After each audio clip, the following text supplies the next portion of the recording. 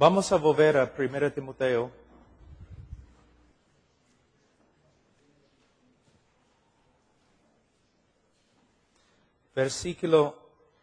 Capítulo 4, versículo 12. Ninguno tenga en poco tu juventud, sino sé ejemplo de los creyentes en palabra, conducta, amor, espíritu, fe y pureza. Entre tanto que voy, ocúpate en la lectura, la exhortación y la enseñanza. No descuides el don que hay en ti, que te fue dado mediante profecía con imposición de las manos del presbiterio.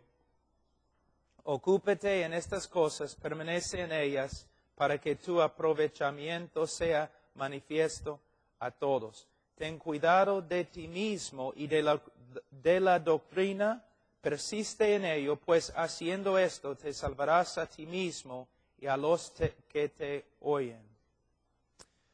Versículo 11, Pablo está hablando con la autoridad de un apóstol, bajo la inspiración del Espíritu Santo. Estas no son sugerencias al joven Timoteo, sino mandatos. Pablo está enseñándole lo que va a necesitar para ser un buen y fiel ministro de Jehová. Nosotros tenemos que escuchar y aplicar lo mismo a nuestra vida. Él dice que primeramente, versículo 12, que el ministro debe ser ejemplo de los creyentes. No solamente debemos ser un ejemplo a los creyentes, sino las personas deben poder señalarnos diciendo, allí es un creyente. Así es como un cristiano debe ser. Debemos ser un ejemplo en conducta, palabra, conducta, amor, espíritu, fe y pureza. Y dice, entre tanto que voy, ocúpate en la lectura y la exhortación y la enseñanza. En la iglesia de antes, entre los bautistas, siempre ellos no solamente predicaron la palabra de Dios, sino leyeron la palabra de Dios. Ellos leyeron un texto de la Escritura, por lo menos un capítulo, a veces más que un capítulo, 2, 3 capítulos. Por supuesto, los hermanos en ese entonces, muchos de ellos no tenían Biblias, pero es una buena práctica que nosotros podemos usar en el día de hoy. La Biblia debe ser casi el centro del culto. No, por supuesto, no va a reemplazar a Cristo, pero conocemos a Cristo a través de su palabra.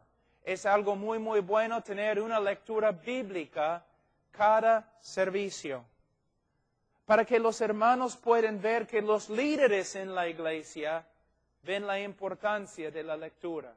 Pero no solamente lectura, sino también tenemos aquí exhortación y enseñanza. Los pastores muchas veces quieren exhortar, pero no es suficiente exhortar, hay que enseñar a la vez. Es muy fácil exhortar, es otra cosa enseñar. Por ejemplo, yo les di una ilustración de mi propia vida de un hombre que estaba predicando diciendo, hay que caminar en el Espíritu Santo, pero cuando yo me acerqué a él preguntando, ¿qué significa y cómo podemos hacerlo? Se enojó y salió. Era un pastor que de verdad estaba exhortando, pero ni sabía cómo enseñar lo que estaba demandando de los demás hermanos. Él no sabía hacerlo. Voy a darles un ejemplo. Cuando decimos a los hermanos, ustedes deben amar a Dios más. ¿Cómo? ¿Cómo puedo hacerlo? ¿Cómo es que puedo llegar a tener más amor para con Dios? ¿Cómo?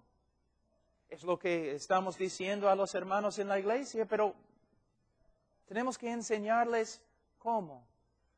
Bueno, ¿cómo podemos amar a Dios más? Por medio de conocerlo mejor. Por ejemplo, yo tengo 14 años casado. Yo amo a mi esposa más ahora que antes. ¿Por qué? La conozco más. He experimentado más con ella.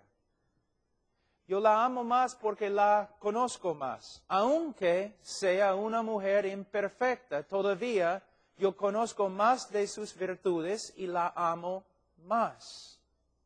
Dios no tiene imperfecciones. Si nosotros como pastores queremos que la congregación ame más a Dios, entonces tenemos que enseñarles más acerca de Dios. Si la congregación no ama a Dios, probablemente es nuestra culpa. ¿Cuándo es la última vez que enseñaste sobre la santidad de Dios, o la justicia de Dios, o el amor de Dios, o la fidelidad de Dios, o la omnipresencia de Dios, omnisciencia de Dios? Dios es el centro de todo del cristianismo, pero casi nunca enseñamos acerca de Dios.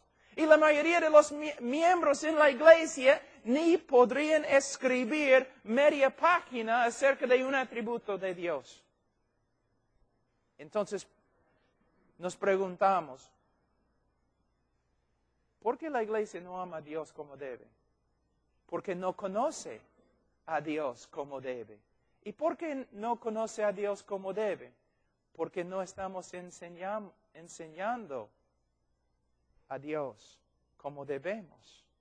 ¿Y por qué no estamos enseñando acerca de Dios? Porque hemos reemplazado la teología y la doctrina con los métodos y las estrategias. Y porque para enseñar los atributos de Dios hay que estudiar los atributos de Dios. ¿Ves?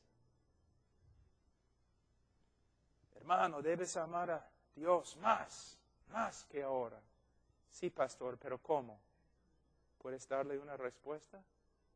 ¿Puedes sentarte con Él y explicarle lo que significa amar a Dios y cómo uno puede crecer en su amor para con Dios? Esa es la tarea de un pastor. Entonces, nosotros necesitamos exhortar, pero a la vez enseñar. Dice, no descuides el don que hay en ti.